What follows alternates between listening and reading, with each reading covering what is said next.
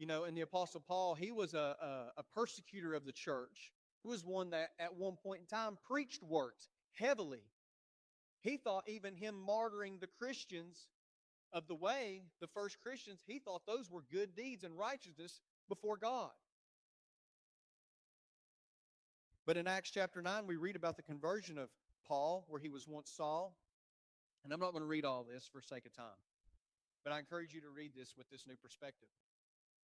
In Acts 9, we see the conversion of Saul preaching works, preaching deeds, preaching law, being converted to a believer and an apostle for Jesus Christ.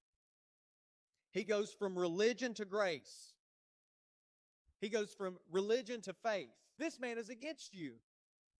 And God tells Ananias, go and do so, because he's a chosen instrument of mine.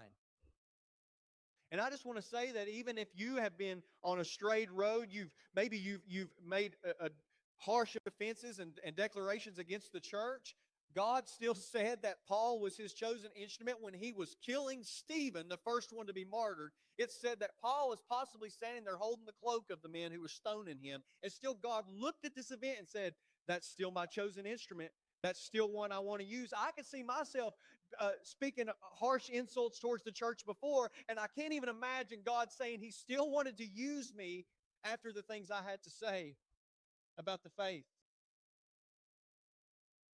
But the biggest significant thing about this story for me, it's one of my favorite stories in the Bible, because when Paul reaches there, he lays hands, Ananias lays hands on Paul, he regains his sight, he is healed, he's redeemed, he takes food, he's strengthened, he's baptized, he is in the kingdom, he is an apostle now for Jesus Christ. And everybody celebrates and says, hallelujah for Apostle Paul, what he has to say, and the great visions and letters he wrote. But no one talks about Ananias. That's the only time he's mentioned in the